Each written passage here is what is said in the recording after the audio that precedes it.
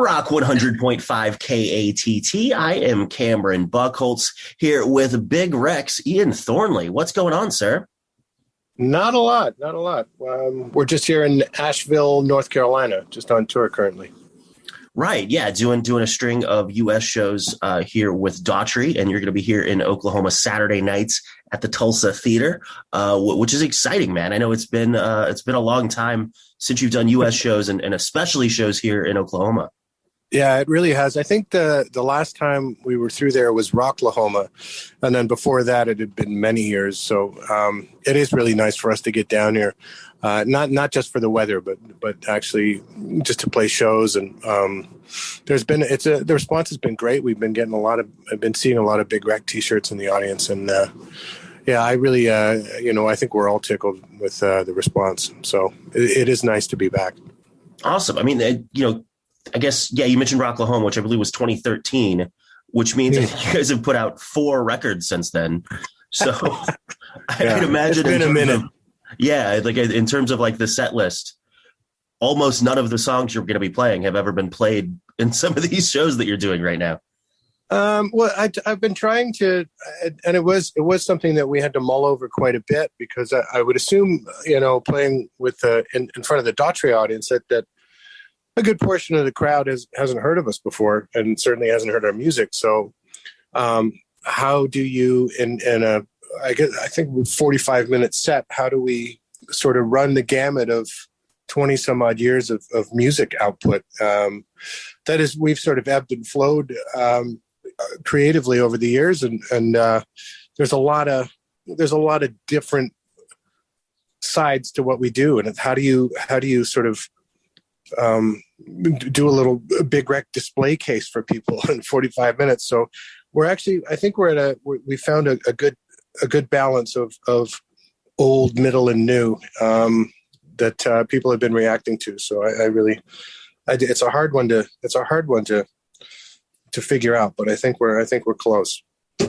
Nice. And it's going to be interesting too, going up in front of Daughtry's crowd, because I know he's definitely got the rock side to him, but there's also the pop side that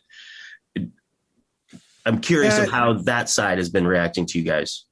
I could see, because some of our stuff tends to get a little heavier, and I can definitely see the whoa, that's sort of the reaction on people's faces who weren't expecting something like that to come out of, to come off that stage. But it'll be followed up quickly with something that's very melodic and digestible. So I think we have a good mix of all of that in our set. And I've tried not to put too much of the bombastic, heavy stuff in the set.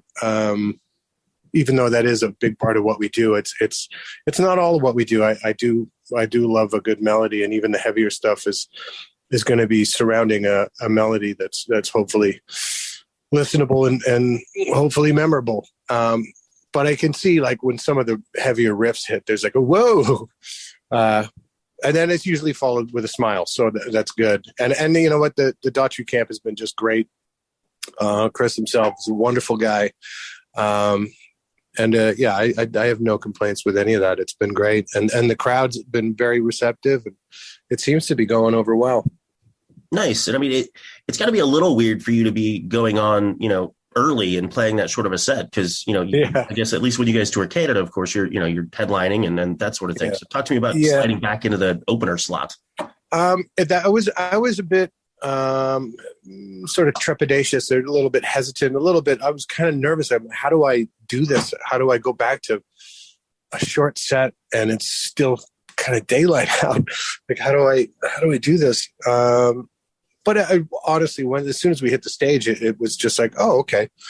And we used to do that back in the day a lot. When you're first starting out, that's your first tours are opening. We were opening for Dream Theater or opening for Creed.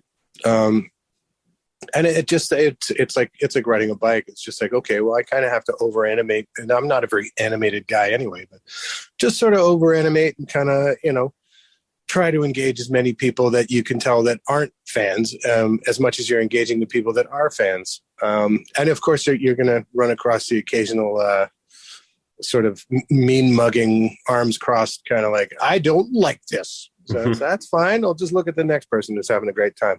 And it really was like the set goes by so quickly. And we're sort of used to pacing and taking the crowd on a journey. It's like, this is a quick ride. But yeah, it's actually, I actually find it quite enjoyable because I don't have to sort of mentally in the back of my mind. I'm like, okay, well, I got a big ending at the end and 3 songs from now. So I might not want to burn this one right now. So you know what I'm saying? Like, I'm always trying to conserve so that I can just empty the tank by the end of the show.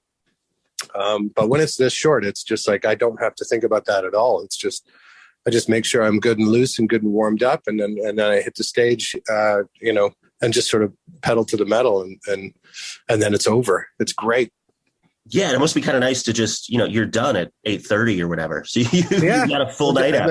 And then I just go down to catering, grab a big plate of food and come back to the bus. It's great. I can still, get on FaceTime back home and everybody's still awake. When usually it's like we get off stage at 12 or 1 or whatever.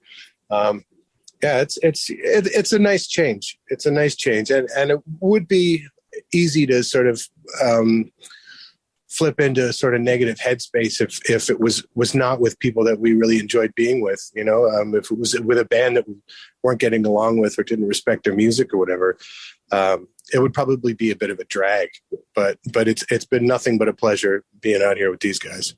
Yeah. And it's awesome that I'm assuming you guys kind of have that choice of, obviously we talked about you having not played here in a long time. So obviously you can be selective and pick and choose. Yeah, no, it's worth it. I wouldn't do it if I didn't know Chris personally. And already sort of, we would sort of text buddies for a few years. And before that, I think sort of nodding acquaintances, but any run-ins I've had with him over the years have always been he's just the most pleasant guy.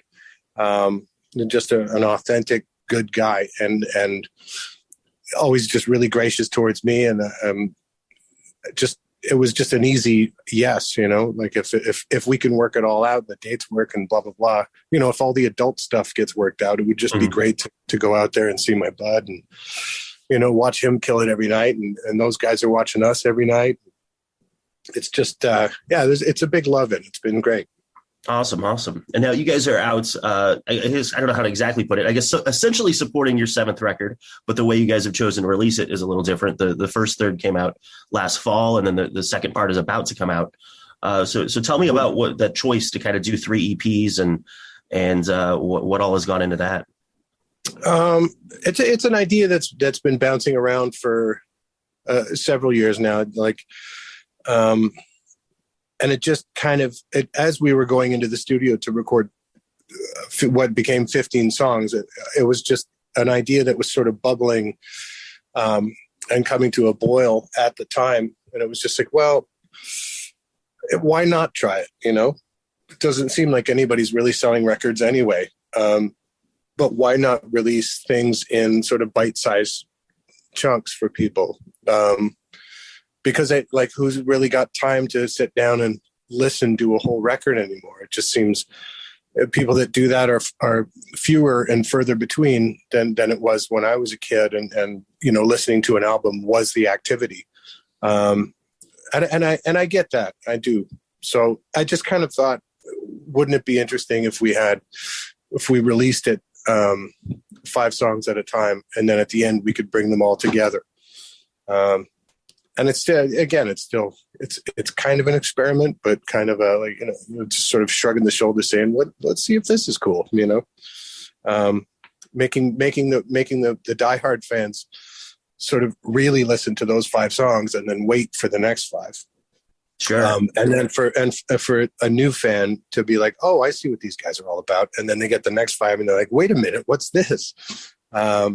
Because we've kind of arranged it so that you get a little bit of a different flavor with each one, but it still sounds like Big Wreck throughout, That's what I was going to ask, is how you were treating the kind of pacing of it, is if each, third has kind of a different vibe, and at the end, if you put them all together, will it feel like one whole album, or will it still feel like kind of 3 separate pieces? Yeah. One of the ideas was to sort of have 3 subgroups, where you have heavier music. So 5 songs of heavier music and 5 songs of sort of melodic, very easier to digest music. And then 5 songs that are a little more psychedelic and a little more out there and a little weird, which is kind of runs the gamut of what we do. The psychedelic thing would kind of incorporate a lot of the bluesier or the slide stuff and the swampier stuff. The melodic stuff would have some heavy elements, but still be sort of right down the middle. And then the heavier stuff, which I think we've started to lean on only in more recent years. But and that was one idea, to have 3 very, very different. And then I'm like, well, wait a second. What if somebody's into this kind of thing of what we do? And then they're going to be like, oh, well, that's it for them. Now they're just doing heavy music or whatever. So I think we kind of settled, or it was just to make it a grab bag, which is just like a couple of heavy ones, a couple of melodic ones, and a spacey one, or the other way around. And we kind of ended in the middle, where it's a bit of both. Like, so each EP will have a different flavor and a different feel, but you'll get a bit of everything. Gotcha. There was a lot of thought and a lot of back and forth going on with just how to sequence these songs. There really was. For that reason alone, I might rethink the next one, but who knows? And so essentially, this is with it being a full record, it's your 5th record in 10 years, which is pretty prolific. There's not a ton of bands nowadays that put out that much music in that short amount of time. So talk to me about why that's, obviously that must be a very important part of what Big Rec is, because there's plenty of bands in your position that maybe don't even put out records at all at this point. Yeah, I don't know. I called me old fashioned. I when I'm not touring, I'm writing, and when I'm not writing, I'm practicing. And it's just, music is always sort of, that's my vocation. That's my job. That's sort of, it's my hobby. It's kind of everything aside from family and all that, of course. But yeah. And I'm a chronic sort of searcher and observer and tweaker of ideas. And sort of fiddling with things and, well, this is cool, but what if we turned it on that side and tried that? So I don't know. I always find myself sort of tripping into an inspiring idea, and then that becomes something else, and it spurs another idea, and then and then here we go again, and I'll have piles and piles of ideas that were somehow spawned from some kind of inspiration, and then it's almost as if it's my hobby. I like putting it together and let's see if we can turn this into a song that makes sense.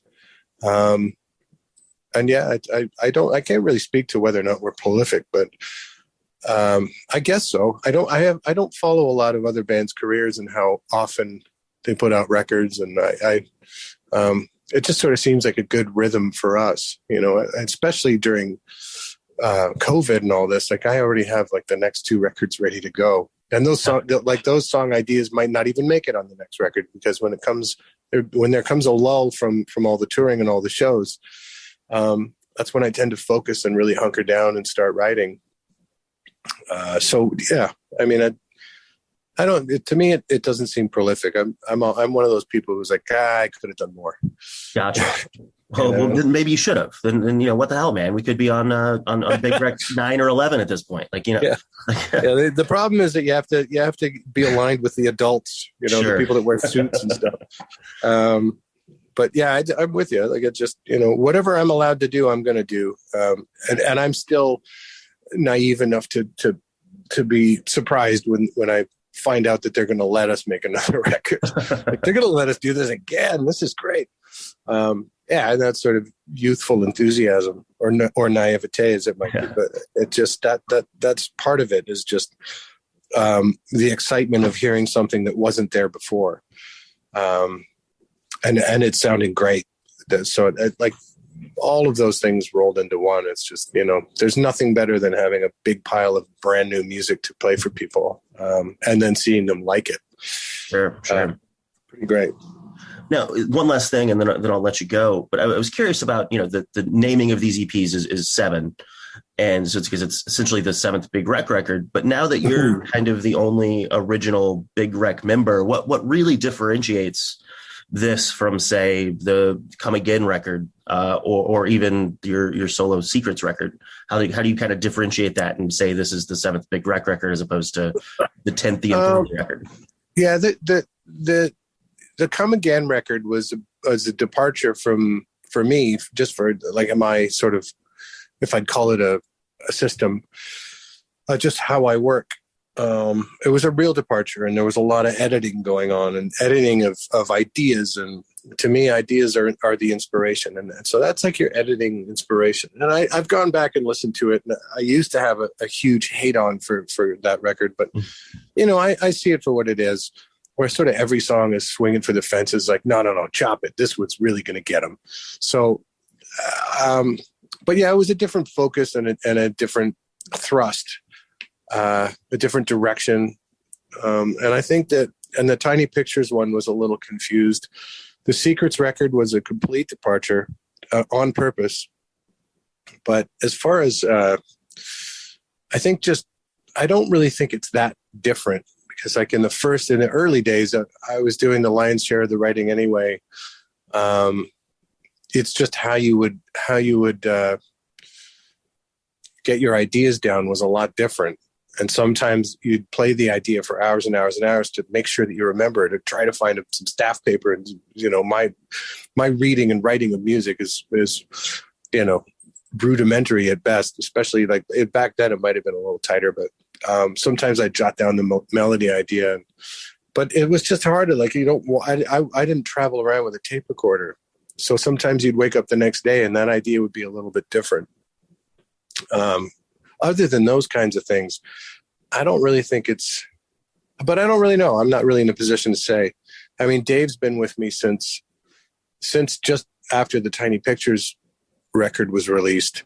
Mm-hmm. So he's been around since like 2008 or 2009 or something like that. And, obviously Sekou was in Thornley for the Come Again years. And it just kind of feels the same to me. The excitement is the same.